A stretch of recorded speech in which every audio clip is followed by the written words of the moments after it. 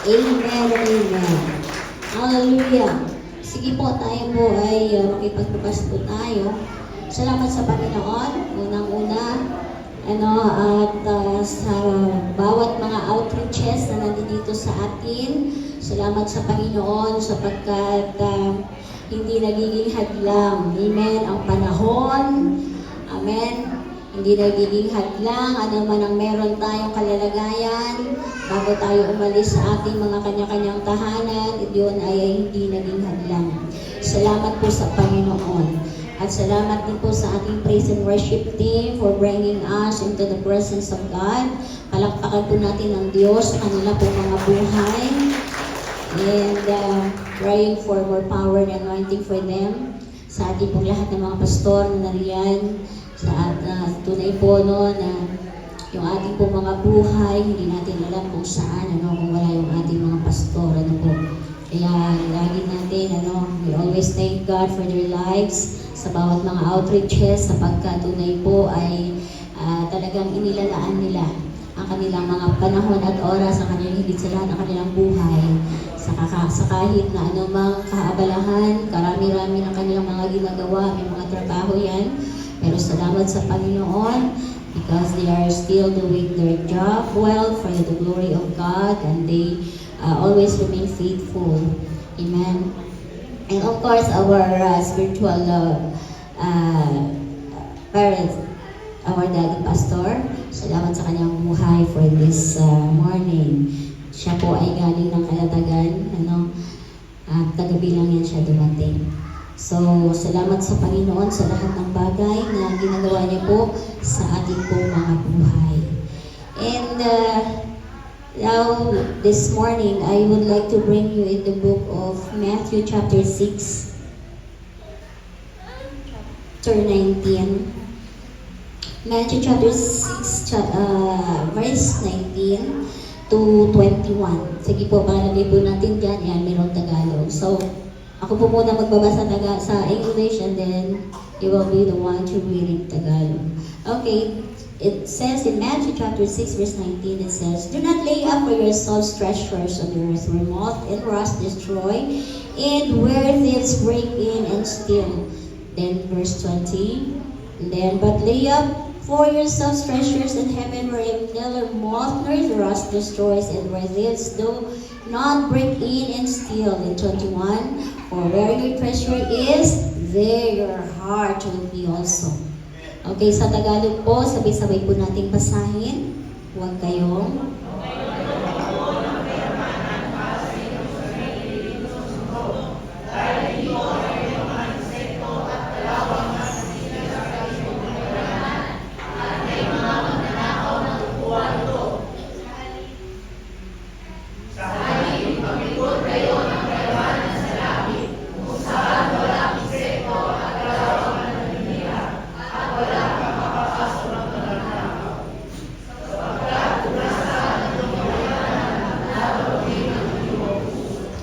okay. So, the best investment. Salamat sa Panginoon. So, praise the Lord. So, it's investment. Sa ating pong buhay, marami po tayong iniisip kung saan po ba tayo mag-i-invest. Amen? At alam po natin na tayong lahat ay mga investors. Amen? Lahat tayo ay mga investor. Gusto natin, may mga pangarap tayo na kung saan ay, lalo na kapag may pera ka, iisipin mo, paano kaya patubuin yung pera mo? So, i-invest mo sa bangko. Right? I-invest mo sa kung ano-anong mga nasa online na pwedeng tumubo at lumaki. Tama po? Are you with me, church? Kaya, iniisip din natin, na kung saan ay dapat tayo mag-ipon. Yung mga magulang, yun usually ang kanilang mga ginagawa ay dapat ako mag-ipon habang maliit pa yung aking anak, kailangan ko mag-ipon. Yan. So, iba din sa atin, nag-i-invest din tayo sa ating mga insurance. So, So, iba't ibang klaseng insurance. Mayroong life insurance, mayroong ano ba bang mga iba't ibang mga insurance dyan, health insurance, ha? Yan, mga car insurance, tama, no? Kasi kung bakit tayo nag-i-invest sa mga ganyan, kasi gusto natin isang word lang dyan, ano? Gusto natin ma-secure. Amen? Gusto natin ma-secure, ano, yung mga bagay na meron tayo. Now, the question is, sa lahat, ano po, saan tayo nag-i-invest? So, ito ngayon yung tanong sa bawat isa sa atin. Saan tayo nag-i-invest? Pakilagay nga na. Where are we putting your life? Where are you putting your life? Saan ba tayo nag-i-invest? Saan ba tayo nag-iipon? Yan. So, yun. So, saan ba tayo nag-iipon? Meron dyan. Nandiyan dyan kung may temporary dyan at mayroong eternal. Dalawa lang yung lagi ang ating pamimilian. Saan pa tayo dapat mag-invest? No? Saan pa tayo dapat mag-ipon? No? Para tayo magiging secure, para tayo magiging panatag, no? Hindi ka nag-aalala, kailangan mong mag-ipon o mag-invest. O kailangan natin mag-secure. And today, kailangan po natin na, and after that, right after tayo na nag-ipon, no? Dalawa yan bagay, mamaya pag-usapan natin. And we all know, ang lahat ng ating meron tayo dito sa mundo, alam po natin na mawawala. Are you with me, church? Yan. So sabihin mo muna sa iyong katabi, tapikin mo yung katabi mo, sabihin mo sa kanya, gising ka pa ba?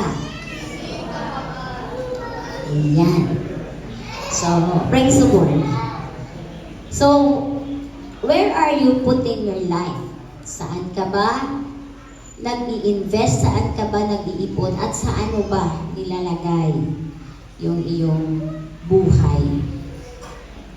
At alam po natin na ang lahat ng bagay na meron dito sa mundo, lahat iyon ay pansamantala.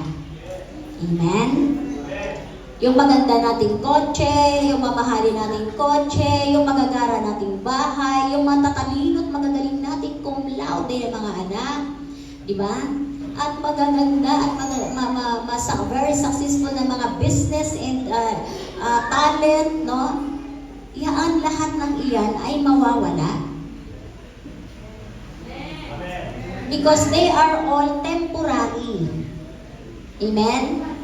Ngayon, nakapag-isip ba tayo ng kung saan pwede tayong mag-invest ng after 100 years ay hindi masisira, hindi mabubulok, at hindi mawawala?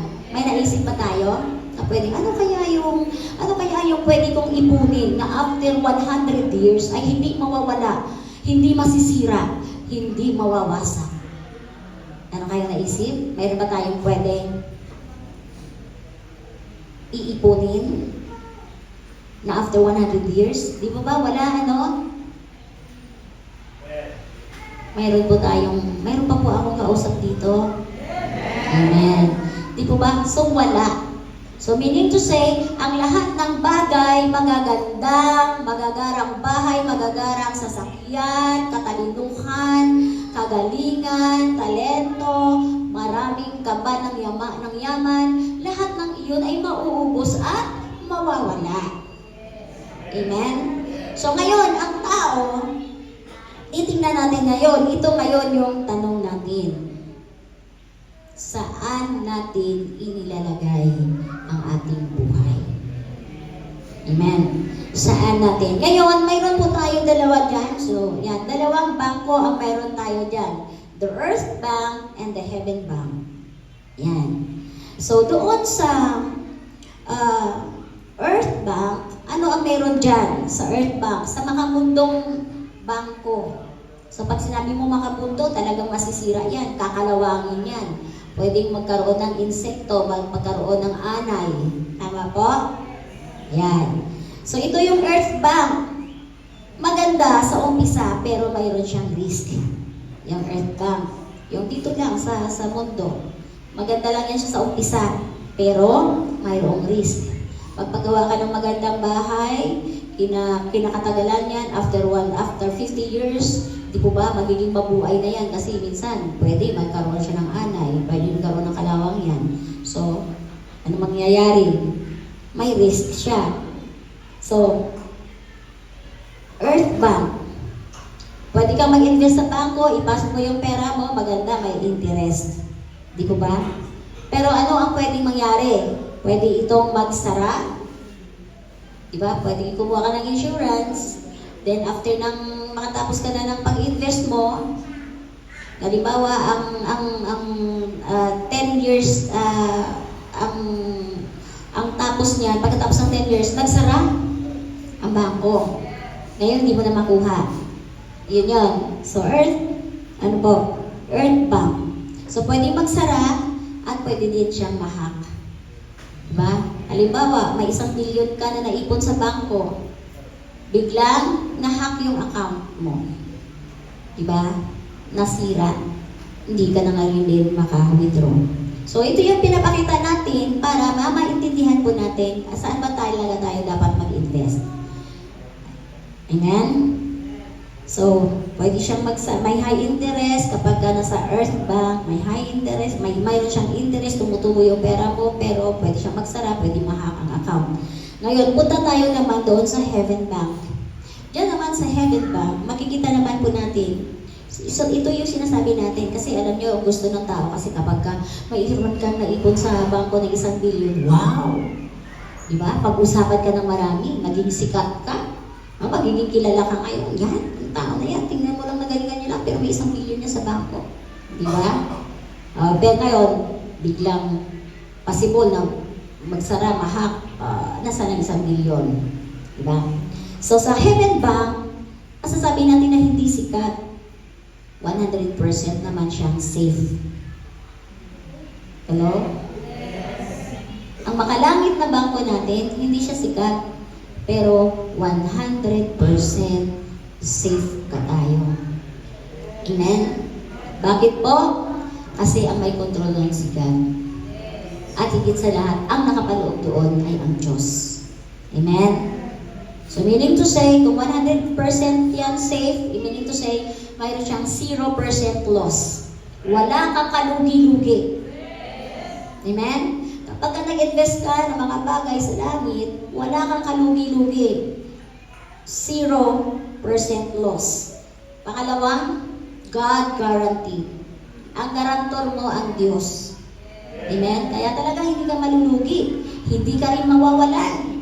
Amen? Kasi ang garantor, ang guarantee natin dyan ay ang ating Panginoon, ang Diyos. Amen? At meron siyang ROI. Ha? Mayroon siyang return of investment. Kapag sinabi natin ROI, return of investment, sino po dito may business? Siya rin nakakaintindi. After siya nag-invest, after namuhunan, meron siyang na-expect ng ROI. May tubo, may interest. So sa atin, kapag sa Heaven Bank tayo, meron siyang ROI. Ano yon? Yung ating eternal return. Amen? Yung eternal return, yung buhay na walang hanggan, hindi ka na mapapahamak, hindi ka nakahatulan ng Diyos. No? Ikaw ay, ang tawag doon ay, anong tawag doon? Pinalaya ka na ng Diyos. Amen? So, hindi ka na iko-condemn, hindi ka na hahatulan ng Diyos. Ngayon, sa bagay na to, mayroong tanong ang Diyos sa atin. Saan mo inilalagay yung oras, pera, talent, at lakas mo? Pakitanong mo yung katabi, pakitapik mo, tanong mo sa kanya, saan mo nilalagay ang oras, pera, at talent, at lakas mo? Yan. So, ngayon, meron po tayo dyan, sabi po ng Matthew chapter 16 verse 31, sabi niya, do not lay up yourselves treasures on earth, huwag kayong lagay mo na sa Tagalog muna. Sabi po ng Matthew chapter 6 verse 19 to 20, ang sabi niya, huwag kayong mag-ipon ng kayamanan para sa inyong sarili rito sa mundo. Dahil dito ay may insekto at kalawang nasisira sa inyong kayamanan at may mga magnanakaw na kukuha nito. So ngayon, ito muna, liwanagin po natin. Hindi po masarap, hindi po masama ang mag-ipon. Hindi din po masama ang pagpapayaman. Kaya lang, mayroon po nga siyang, mayroon po siyang risk. So, ano po, bakit? Kasi pwede siyang kakalawangin at masisira. Okay? So, ngayon, ano po dapat natin gawin? Tingnan po natin. Diyan po sa ating screen, mayroon tayong earth side. Ano po ba ang mayroon sa mundo? Ang earth side, magulo. Yan. And yung isa naman ay ibig sabihin, nandoon yung maliwanag. Ibig sabihin, tiyak. Yan. Tiyak na yung ininvest mo sa Heaven Bank ay hindi mawawala. Are you with me? So, ngayon, ito na ngayon yung ating dapat matutunan. So, ngayong araw na to, alamin natin, i-identify natin kung saan ba talaga tayo nag-i-invest. Sa Earth Bank or sa Heaven Bank. Okay? So, ang paalaala sa atin, ito, yung una. Ang sabi po ng verse 19, sabi niya, don't invest in earthly treasures. Huwag kayong mag-impok. Yun ang paalaala sa atin. Don't invest in earthly treasures. Okay? Bakit po?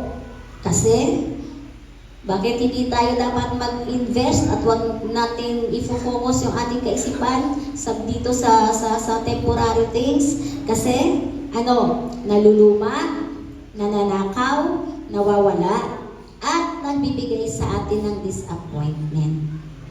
Amen? Okay, isa-isayin po natin. Sabi po gano'n, ang paalaala sa atin dito, ng Matthew chapter 6, don't invest in earthly treasures. So, ibig sabihin, ano pong gagawin po namin dyan? Ito na nga yung yaman namin, itatapon. Di ba? Hindi yun ang ibig sabihin. Dito po, pinalalahanan tayo ng Panginoon na ang mga meron tayo dito sa mundo ay pansamantala. Kaya wag natin masyadong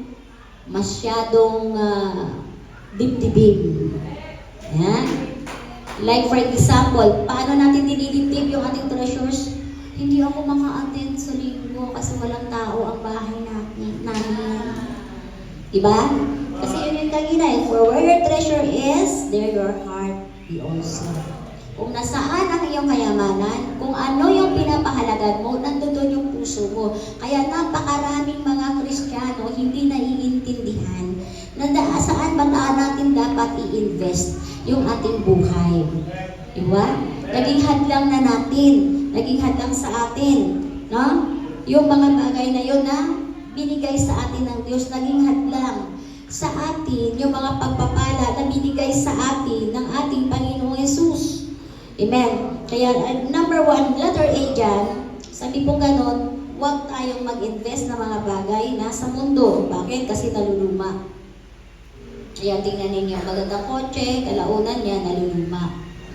Diba? Kahit anong ingat mo yan, kahit from time to time, dalhin mo pa yan siya sa yung nagpapakinang ng kotse, ano yan? Ceramics. Oo, kahit na ikukuting mo yan, di ba? Kahit anong ingat mo, cellphone, relo, di ba? Ganda, di ba? Kumukumpas. Kapungian, kawapuhan, kakisigan, kumukumpas.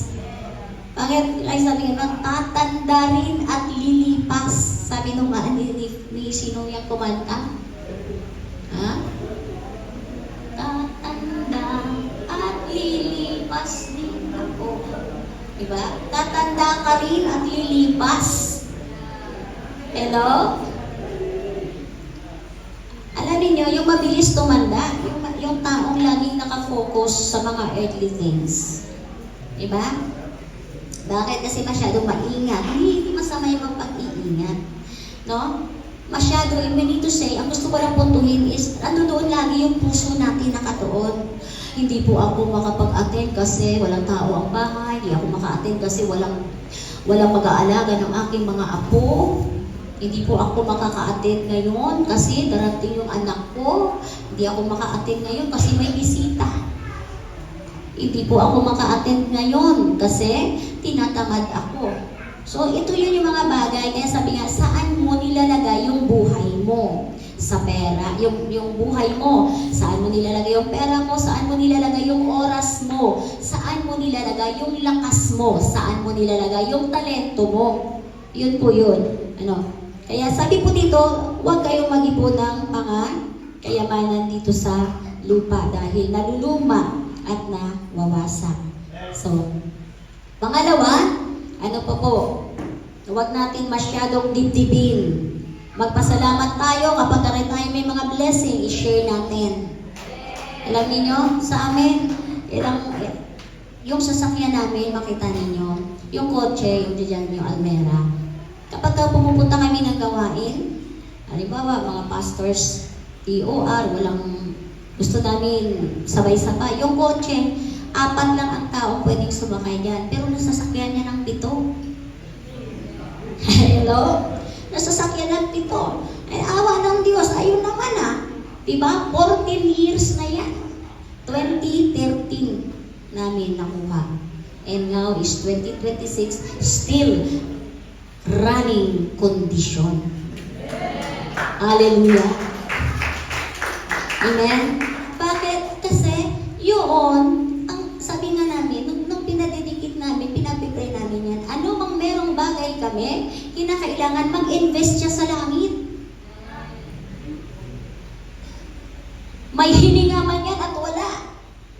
Mag-invest siya sa langit. Kaya nga lang tayo binigyan ng sasakyan. Dati wala tayong sasakyan. Bisikleta, wala tayong sasakyan. Eh, nagkasasakyan tayo, mag-ministeryo siya. Marami tayong mga sasakyan until now. Magtataka ka lang, biruin mo, nag-mission kami sa Leyte. Ang aming travel ay parang 1 araw at ilang oras. Basta namalayan ko lang kasi sa kalsada na lang kami natutulog, palit-palit ang driver. Wala pang Tamaraw noon, yung isa pang APB. APB pa yung dala namin, makasama namin mga pastor. Sabi ng pulis sa amin, pagdating sa Bicol, nung nakatawi na kami sa dagat, pauwi na kami, pinara.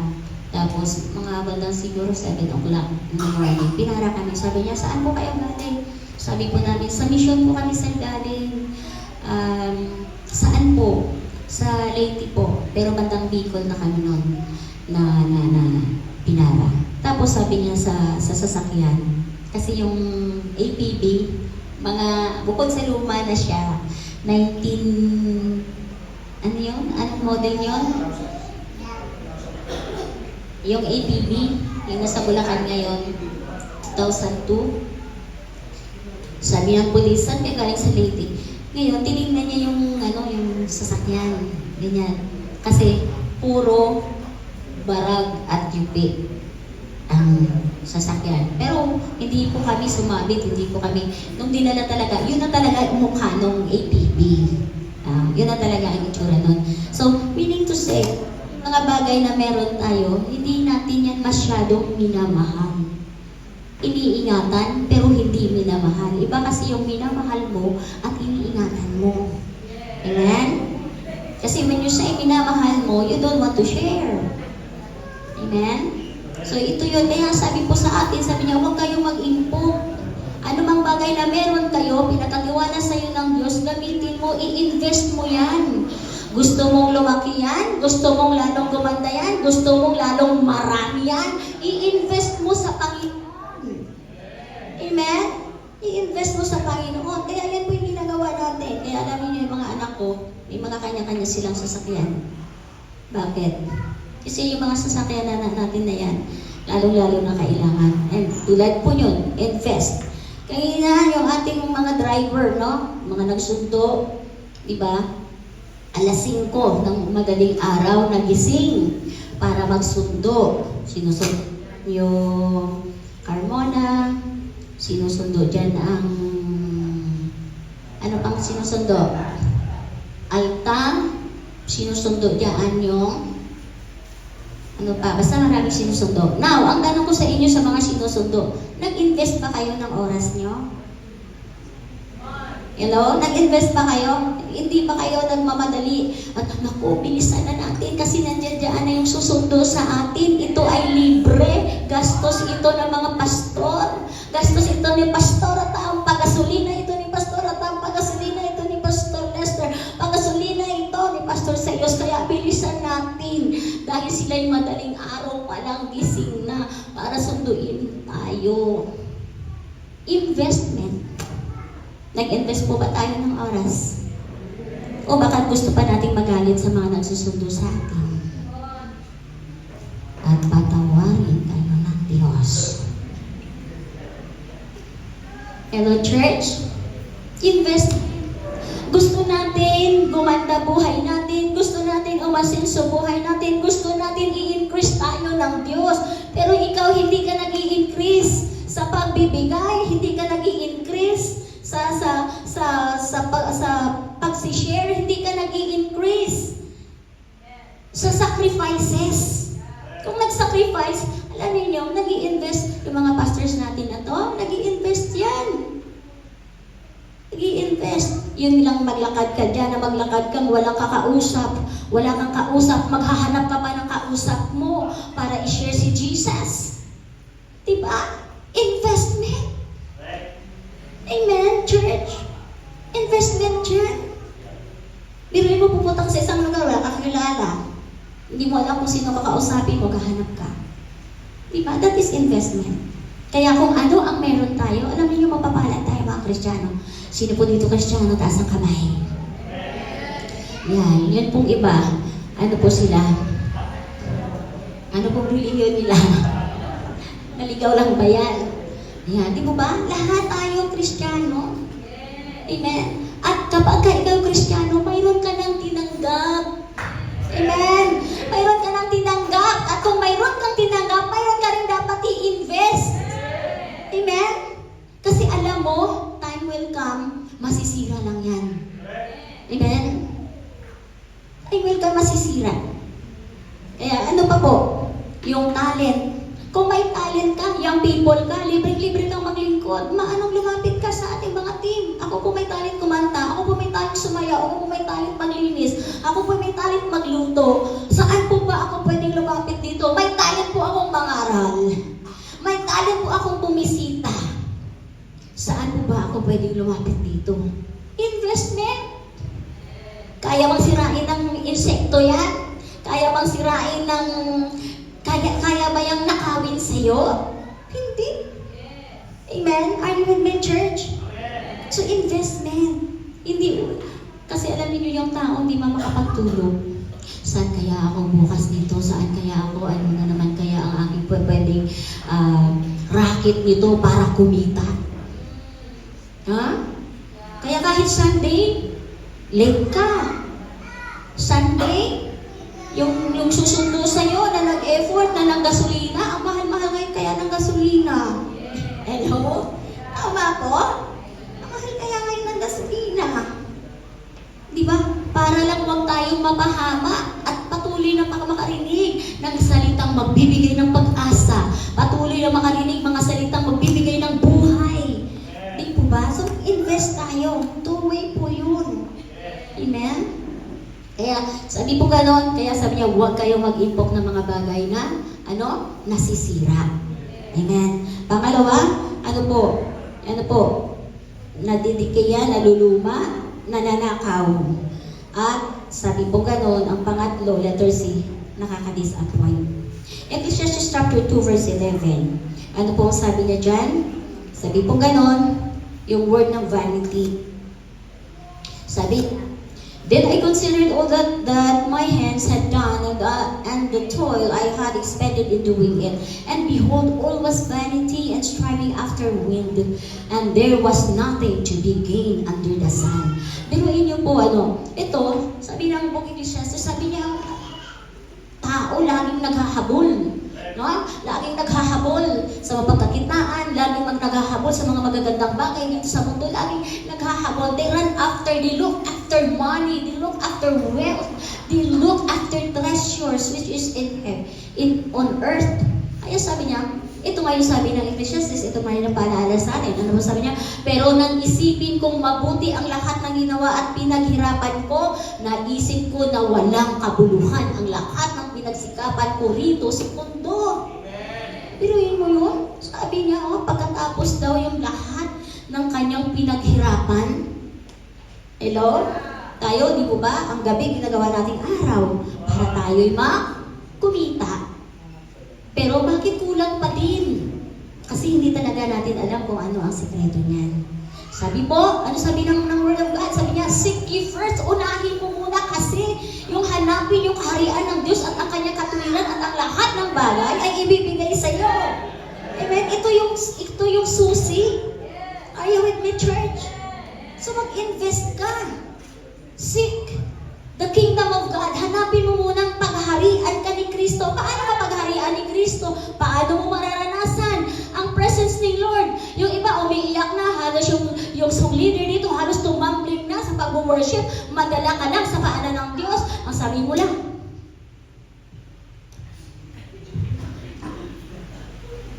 di po ba? Useless, sayang. Sayang na sayang lang. Kasi hanggang sa haharap ka na lang sa Panginoon, may voice pa tayo. Are you with me? So, where are you putting your life? Saan mo ba nilalagay yung buhay mo? Saan mo gustong dalhin yung buhay mo? Sa eternal ba o sa temporary? Are you with me, church? Kaya sabi niya, pero nang isipin kong mabuti ang lahat ng ginawa at pinaghirapan ko, naisip ko na walang kabuluhan ang lahat ng pinagsikapan ko sa mundo.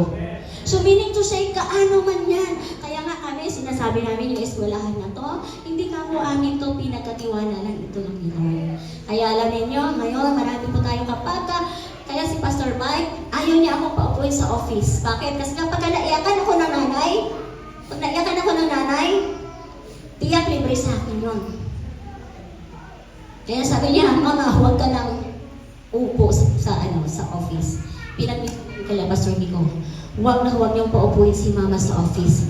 Kasi lalabas, darating ang panahon.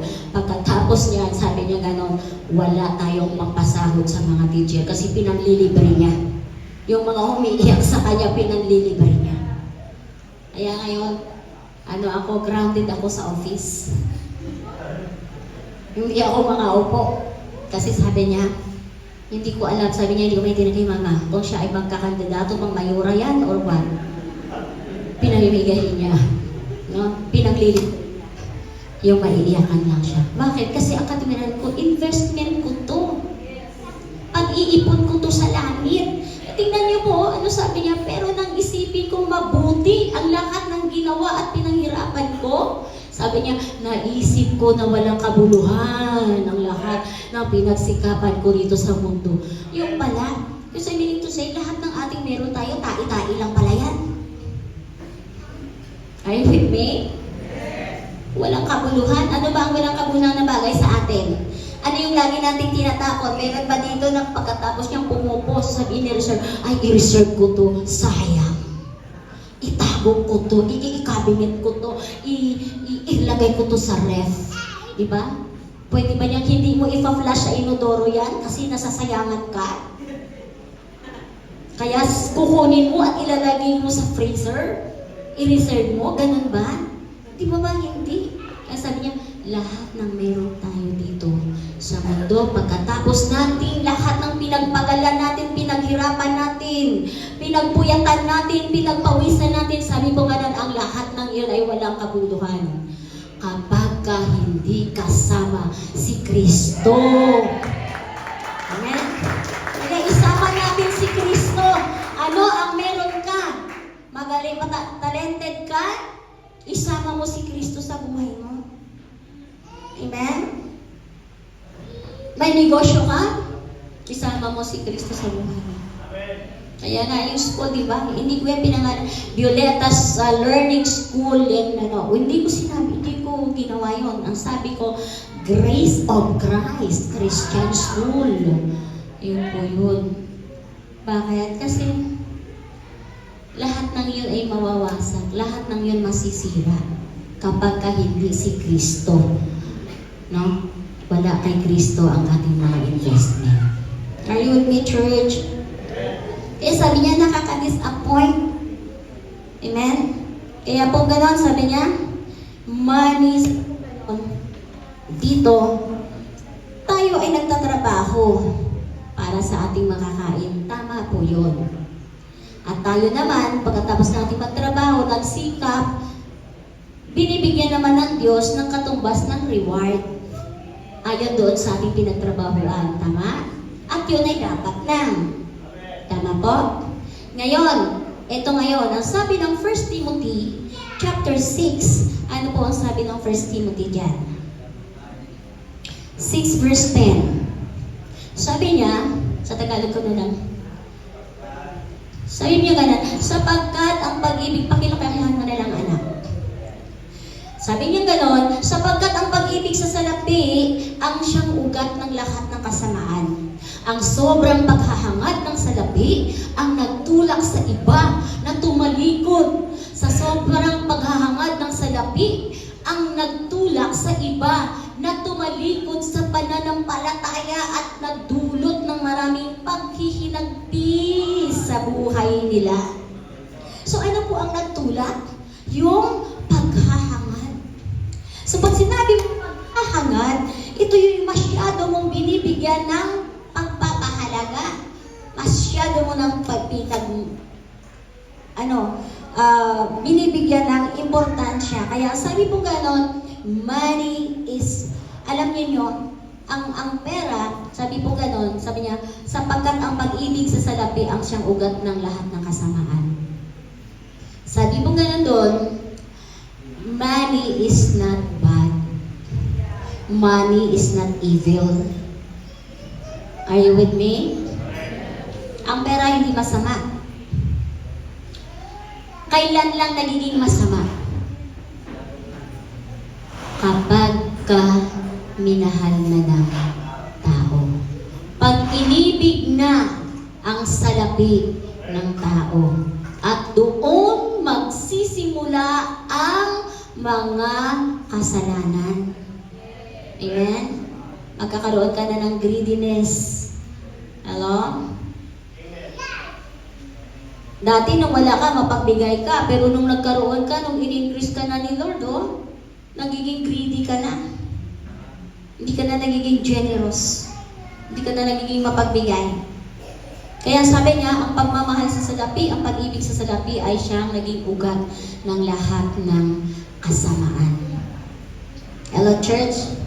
Kaya, tingnan po natin, ano po, kung saan natin ilalagay yung ating puso. Okay. Sunod. Mayroon na bang dalawang picture ng puso? Yung cross, yung puso. Ayan. So, yun. Dalawang puso ang meron lang dapat. May dalawang puso ang possible na meron tayo. Kung ang puso natin ay mayroong peso sign, meron tayong nasa Earth Bank. Nasa Earth Bank tayo. Pero kung ang puso naman natin ay mayroong gold na cross, ayun, mahal mo ang Diyos. No, nagpapakita. No, yan yung picture para po maintindihan lang po natin kung ano yung aking sinasabi po dito. Okay? So, alin po tayo ngayon dyan? Saan po tayo dyan nag-i-invest? Kapag ka ikaw, ang puso mo ay may cross, wala kang iniisip kung hindi yung sa iba. Yung mag-i-invest ka. Ano yung i-invest mo? Heavenly things. Magpipray ka, diba? Magpipray ka, mag-worship ka, Mag-church ka, mag-i-invite ka. Alam niyo, pag sinabi po natin nag-i-invite, hindi naman kinakailangan mong i-memorize ang buong Bible. Di po ba? Your life, your testimony is enough. Are you with me? Sapat na yung testimony mo. Di ba? Na alam mo, mahal ka ni Jesus. Ako, kaya ko nasabi sa'yo to, na mahal ka ni Jesus kasi naranasan ko yung pagmahal ni Jesus sa akin.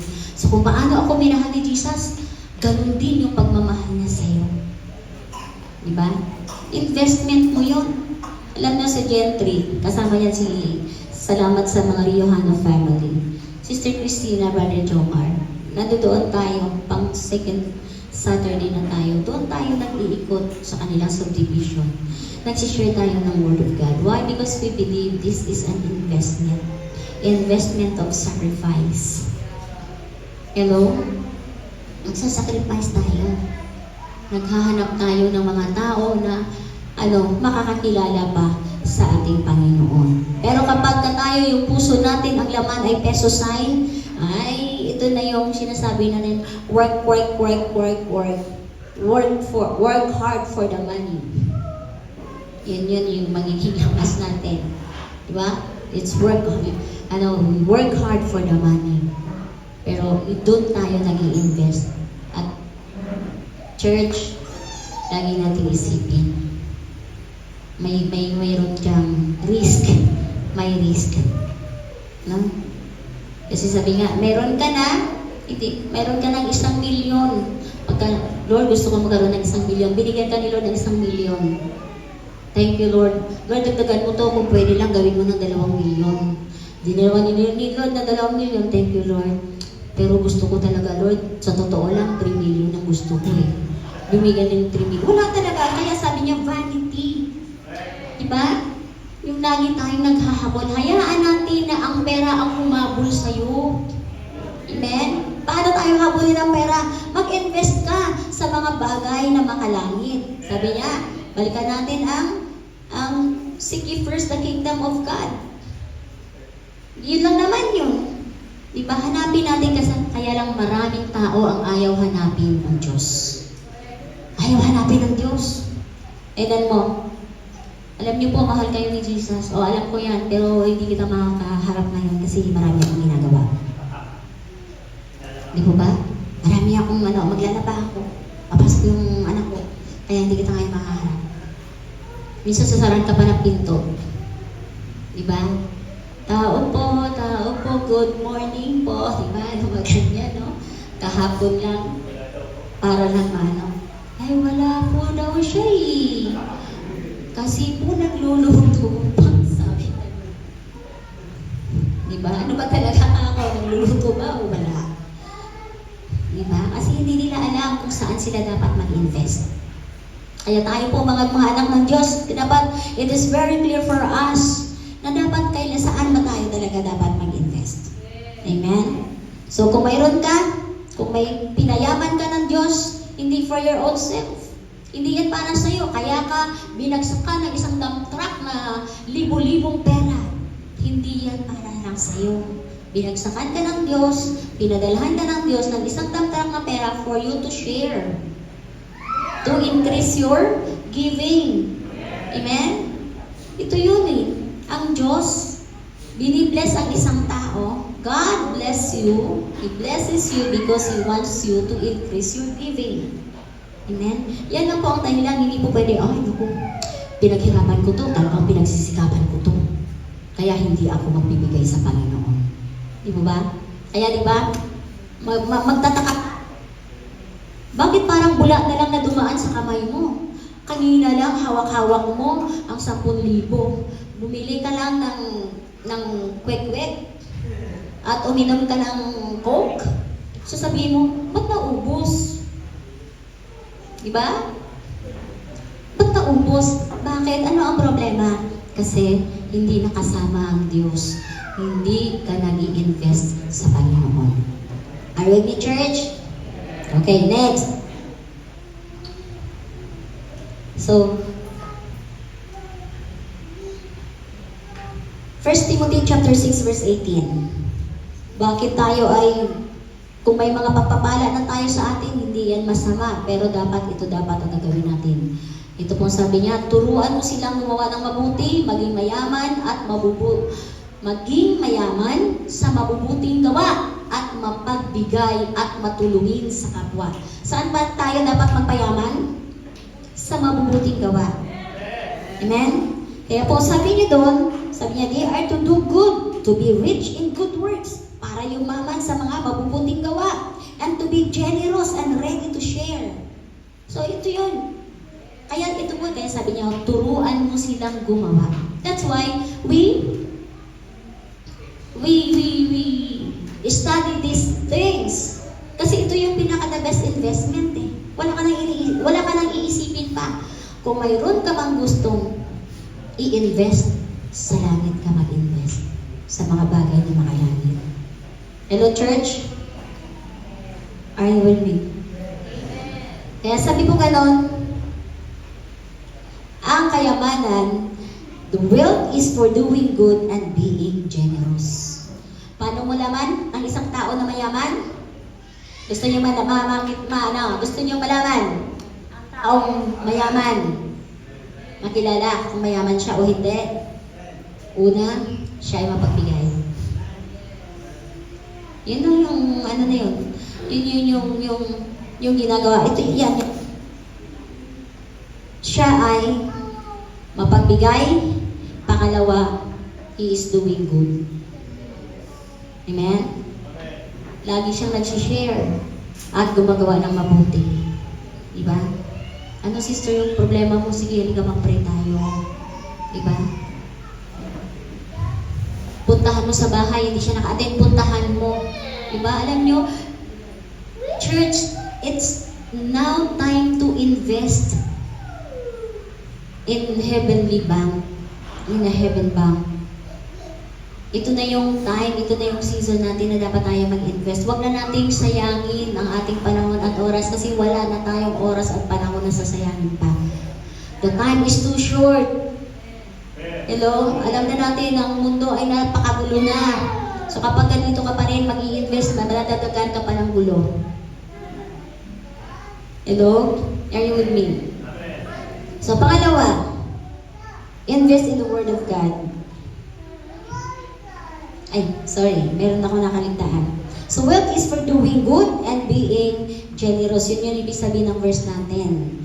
Ang kayamanan ay ang paggawa ng mabuti at yung pagiging mapagbigay. Amen? Sabi, don't just store. Huwag ka lang mag-ipon. Magtanim ka din. Hello? Huwag kang mag-ipon, magtanim ka din. Don't just keep. Huwag ka lang magtago. Huwag ka lang magsubi. Huwag ka lang magtabi. No? Just give. Magbigay ka din. Hello? So, generosity is how we store treasure in heaven. So, ang pagiging mapagbigay, ito yung bagay ng kayamanan natin sa langit. Ang tawag po natin is kingdom investment. So, dapat tayo sa kingdom tayo mag-i-invest. Amen? Then, may letter D pa tayo dyan. Yung ating karakter. Galatians chapter 5 verse 22 to 23. Ano po sabi ng Galatians chapter 5, 22-23, ito yung fruit of the Holy Spirit. No? Ang sabi po niyan, ito yung pang-apat natin. But the fruit of the Spirit is love, joy, peace, patience, kindness, goodness, and faithfulness. Sabi po ganon. Then the next one, 23, sabi niya, gentleness, self-control, against such things there is no law. So, dito, ang isang tunay na mayaman, nakakakitaan siya ng mga bunga ng banal na Santong Espiritu. Amen? Nakakakitaan siya. Pakilagay mo lang sa Tagalog para hindi na ako mag-explain.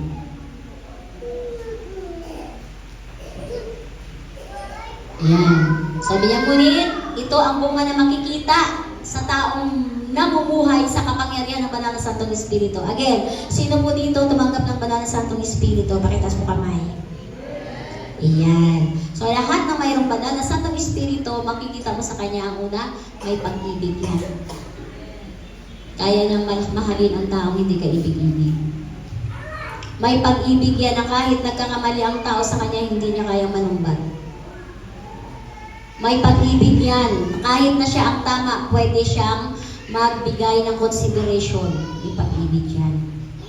Kagalakan. Sa kabila ng mga pagsubok, nandoon yung kagalakan. Sa kabila ng mga correction, pagdidisiplina, mayroon din siyang kagalakan. Diba?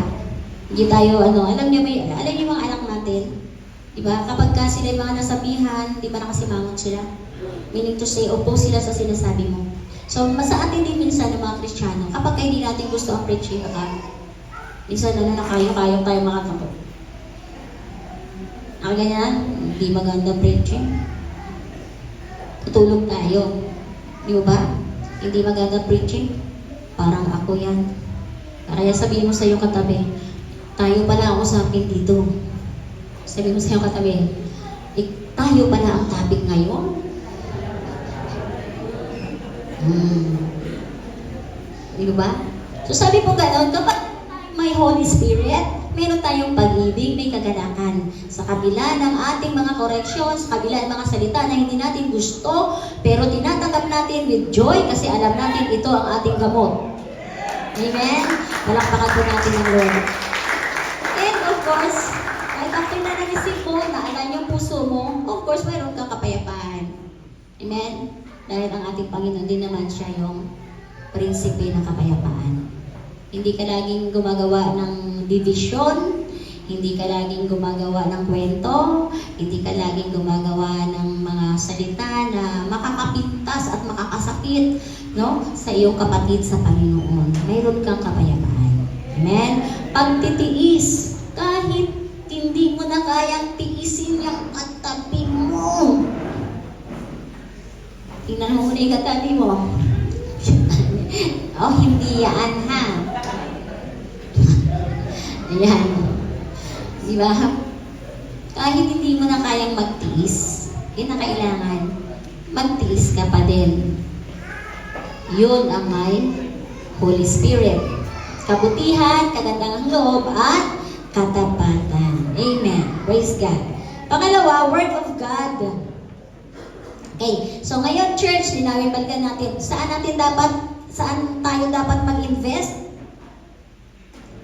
Kailangan po natin mag-invest sa mga tao. So, sinabi ko na yun kanina, no? Yung mga tao na nalilid natin, yung mga tao na natutulungan natin papalapit sa Panginoon, investment mo yun. At walang makakaagaw yan. Hindi pwedeng agawin sa iyo yun. Amen? Dahil ikaw ang gawa nun, investment mo yun sa Panginoon. Ano pa? Nag-invest ka sa Word of God. Kaya yung ating mga workers, yung investment ninyo, yung matyaga kayong magtuturo sa inyong mga home Bible studies, investment nyo yun sa Lord. Pangalawa, na investment natin, ano dapat ang invest natin? Word of God. No? Yung ating mga Word of God sa ating mga buhay, sa bawat Sunday na naririnig natin, ang mga preaching sa ating mga pastor. Diba? May mga Word of God. Sino po dito nakarinig ng Word of God tuwing Sunday? Naku, isa pa lang yata ang nakarinig ng tuwing Sunday. Ayun, dalawa. Yan, marami, no? So, lahat ng naririnig natin ng Word of God every Sunday, every dawn watch, every midweek, every devotion sa online, sa gabi. Ano po sabi ganon? Meditate natin. So, pag sinabi natin meditate, unawain natin, balik-balikan natin, intindihin natin ang mabuti. No? Pagkatapos natin maunawaan, maintindi, sundin, obey. Amen? At pagkatapos, sinunod natin, ito yun yung practice what we preach. I-share na natin ngayon.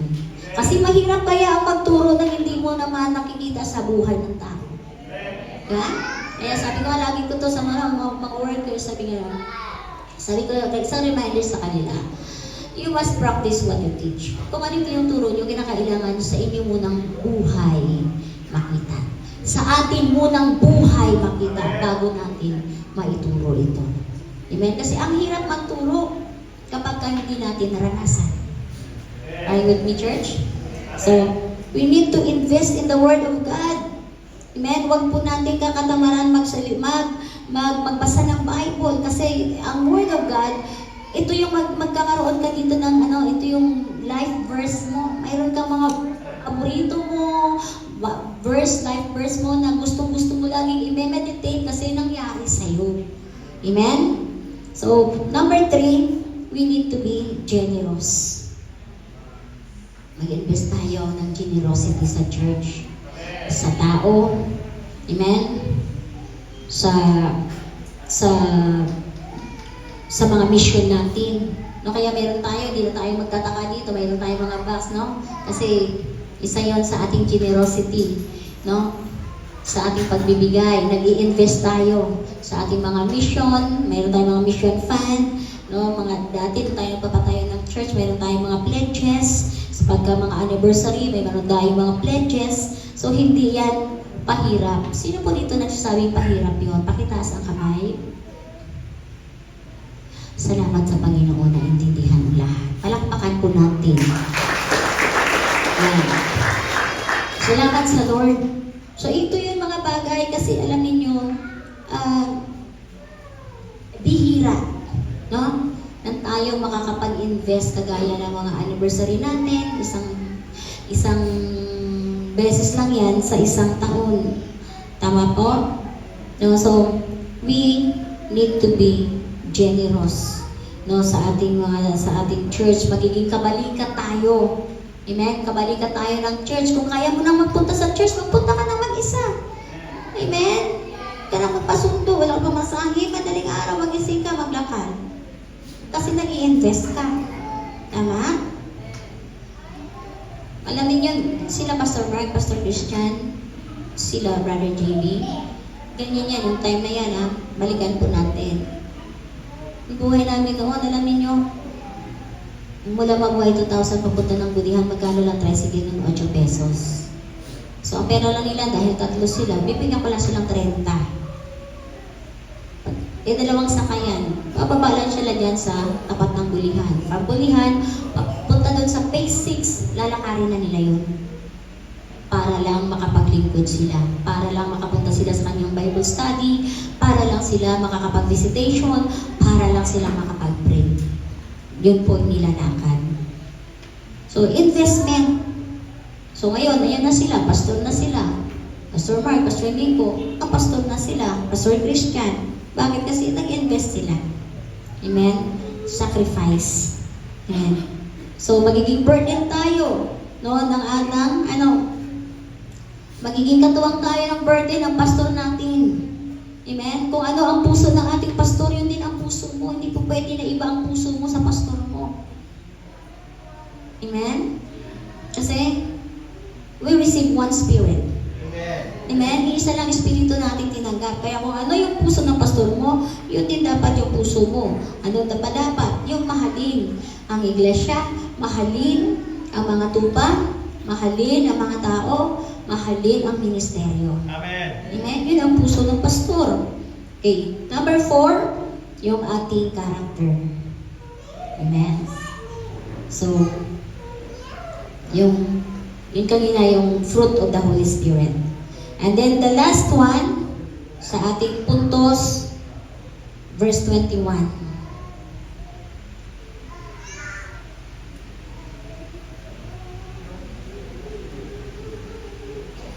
For where your treasure is, saan ba? Your heart follow your treasure. So ito yung isang katotohanan na dapat po nating maunawaan, that your heart follow your treasure. Where your treasure is, there your heart will be also. Sabi ng verse 21. Kaya po, ito yung isa pa, that your heart follows your treasures. Hindi po natin matidinay ito, na kung ano ang meron tayo, nandoon yung puso natin. Kung ano ang meron tayo, yun ang pinahahalagahan natin. Kaya minsan, marami tayong nagiging hadlang. Bakit on and off tayo sa church? Bakit on and off tayo sa ating mga ministry? Kasi minsan, yung treasure mo sa'yo yung oras. Sarap pa matulog, may time pa. Diba? Yun yung mga ginagawa natin sa ating pong mga buhay. Kaya yun ang sinusundan ng ating puso. So, 3 truth ang meron tayo sa ating puso. I-check natin. Ano yon? Yung una, yung ating oras. Saan napupunta ang oras natin sa isang linggo? So, pangalawa, saan napupunta din ang pera natin sa isang linggo? Pangatlo, ano yung iniisip natin o ano yung pinag-uusapan natin ng madalas?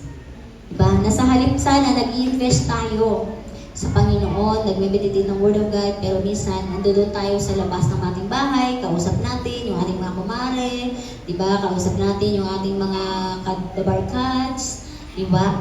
So, yung treasure natin, kasi dun, alam niyo yun, may mga taong ganon, yung parang hindi na kumpleto ang buhay nila kapag hindi kausap ang mga kapitbahay, kausap ng parang wala lang. Hello, church? Kaya yun yung tanong sa atin. I-check po natin ito. Saan napupunta yung oras natin? Bawat linggo. Saan napupunta yung pera natin? Bawat linggo. Ano ang pinag-usapan o ano ang madalas nating ginagawa sa bawat linggo? Meron akong kwento, yung ant at saka grasshopper. Yung ant, yung langgam, sa panahon ng walang tag-ulan, sa tag-araw, nag-iimbak sila ng kanilang pagkain.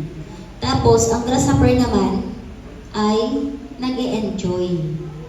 No, habang yung langgam, nag-iimpok ng kanyang pagkain, ang grasshopper naman ay nag-e-enjoy siya sa kanyang buhay. Kasi wala siyang ginawa kundi tumalon ng tumalon, lumundag-lumundag. Ganon ang grasshopper.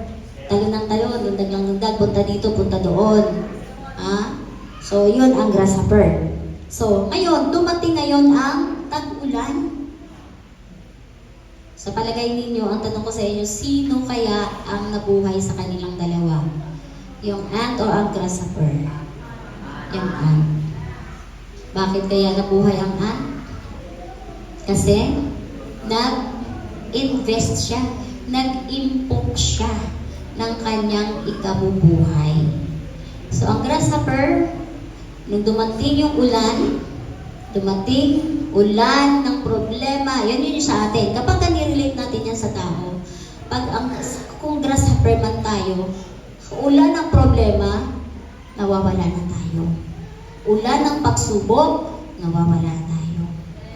Ulan ng mga sakit at karamdaman, di po ba? Nawawala po tayo. Bakit? Kasi wala investment sa Heaven Bank. Wala tayong investment sa Heaven Bank, kaya wala kang withdraw. Diba? You cannot claim, Lord, you are my healer. Lord, you are my great provider. Wala kang i-claim. Bakit? Kasi hindi ka nag-invest sa Word of God.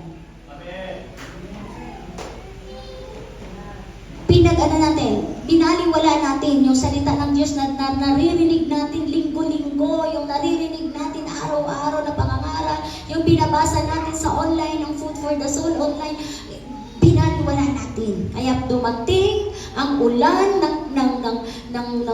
ng problema, ulan ng sakit at karamdaman, ulan ng pagsubok, nawala ka. Yun ang grasshopper. Kasi nung walang ulan, enjoy ang enjoy. Diba? Ganun tayo nung panahon ng ating mga kalakasan, panahon ng meron tayo, panahon wala tayong problema, diba? Punta tayo dito, punta doon, picnic dito, punta outing dito. Lahat ng mga party, lahat nandoon tayo. Ngayon, dumating ang winter. Sino ang nabuhay? Sabi natin kanina, yung ant, yung langgam. Yes. Bakit? Kasi nag-invest. No? Nag-invest ang langgam. Kasi alam niya na isang araw, may darating na bagyo, may darating na pagsubok, may darating na kahatulan sa kanyang buhay. Kaya habang mayroon siyang pagkakataon, inilagay niya yung buhay niya sa seguridad. Sinecure niya yung buhay niya. Nag-invest siya. Diba? Pagkain. So tayong tao, ano ang pagkain natin? Ang pagkain natin, mag-invest tayo sa Word of God. Ang pagkain natin is the Word of God, the food for our soul, the food for our spiritual. condition. Para dumating man ang bagyo, dumating man ang pagsubok at ng bagyo at ulan ng mga pagsubok, mabubuhay ka. Bakit? Mayroon kang investment, mayroon kang i-withdraw. Lord, pangako mo to. Lord, sinabi mo to. Are you with me, church? So, you invest in the Word of God. Now, the challenge is, ang challenge sa atin ng Panginoon, sa ating mga investment. Simula nang tayo ay nakakilala sa Panginoon. Ilang beses ba tayo nagbibigay ng tapat sa Diyos? Are we giving our full 10% to God? Sa lahat ng binibigay, sa lahat ng mga pagpapala na binibigay, nag-i-invest pa tayo sa Panginoon? Yun ang unang tanong. Pangalawa, yung ating time. Kanina yung money natin. Kasi tanong kayo, saan napupunta yung ating mga pera? So ito yun, sa money, how many times tayo nag-i-invest sa Lord na binibigay natin ang ating buong 10% sa Lord? When was the last time we bring our tithes to the Lord? Secondly, our time. Yung ating oras. Saan natin ginagamit yung oras natin? Binibigay ba natin ito sa daily devotion natin sa Panginoon? Daily reading the Bible? Daily sharing the Word of God with our household? Sa ating mga kasambahay? Sa ating mga anak? Salita ba ng Diyos? Binibigyan ba natin sila ng time para ibahagi ang salita ng Diyos? At nananalangin ba tayo ng sabay-sabay sa ating pamilya? Nag-i-invest ba tayo ng ganitong time na ginagather natin ang ating mga anak sa loob ng tahanan para mag-pray ng sabay-sabay, para mag-aral ng Word of God sabay-sabay? Are you with me, church? Sa tao naman, nag-i-invest ba tayo? Sino ang isang tao na naisip mo o nakaraang linggo? Sino yung isang tao nakaraang linggo na nashiran mo ng Word of God? Pinakilala mo si Jesus Christ. Amen, church. Kaya ito yung mga katanungan natin. Dapat nating magiging malinaw sa atin. Saan natin ilalagay yung ating buhay? Saan tayo nag-i-invest? Are we investing to earth bank or heaven bank? Tayo lahat ay tumayo.